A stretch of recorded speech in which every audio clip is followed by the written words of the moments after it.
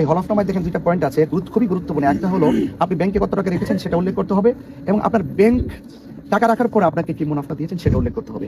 আর আমার কলামে যেটা ওই নির্বাচন কমিশন যে কলামটা উল্লেখ করেছেন, সেখানে বন্ড আছে, সেখানে সঞ্চয় আছে, সেখানে আমানত আছে, সেখানে সুদ আছে। এখন আমি যে আমারটা উল্লেখ করেছি, আমি কি সুদের উপর টিক মার্ক করেছি?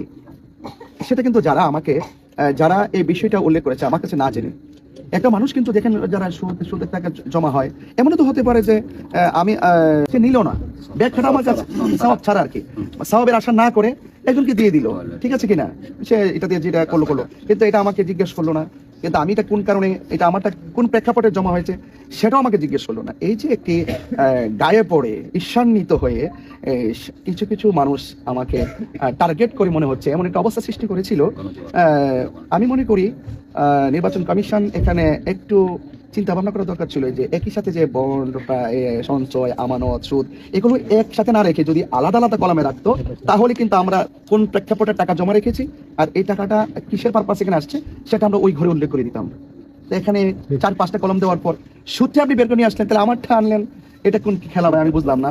এখানে 3 শুধু প্রার্থী তো এই হলফনামাতে এটা পূরণ করেছে, আমার তো মাত্র 22,000 ছিল, এখানে তো 5,70,000, 90,000 অনেকদের টাকা এখানে উল্লেখ আছে। আপনি তাদেরটা ধরলেন, আমাকে ধরলেন, আমি বুঝতে পেরেছি, কারণ আমি তো সুদের বিরুদ্ধে জিরো টলারেন্স ঘোষণা করেছি। আমি আবারও আপনাদের মধ্যে বলছি, সুদ যারা খাবে এবং সুদের সাথে সম্পৃক্ত যারা হবে, এটাকে আমি ডিসলাইক করি।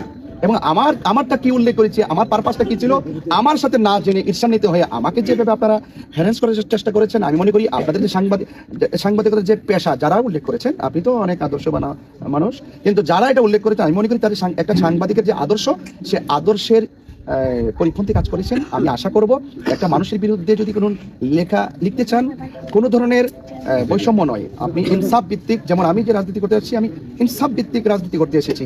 এখানে সনাতন ধর্মী, অন্যান্য ধর্মের লোকেরা বসবাস করে, মুসলমান থাকবে, সকলে যার যার অধিকার সুষম বন্টনীতির আলোকে রাষ্ট্রের পক্ষ থেকে যা কিছু বাজেট করা হবে সেটা দ্বারে দ্বারে ঘরে ঘরে পৌঁছে দেওয়া হলো আমার আদর্শ। তো আপনাদের সাংবাদিকদের আদর্শ হলো, আপনারা যা লিখবেন দয়া করে যার ব্যাপারে লিখবেন একটু জিজ্ঞেস করবেন, ভাই হুজুর এটা কি লিখলো, এটার সাথে আপনার সম্পৃক্ততা আছে কিনা।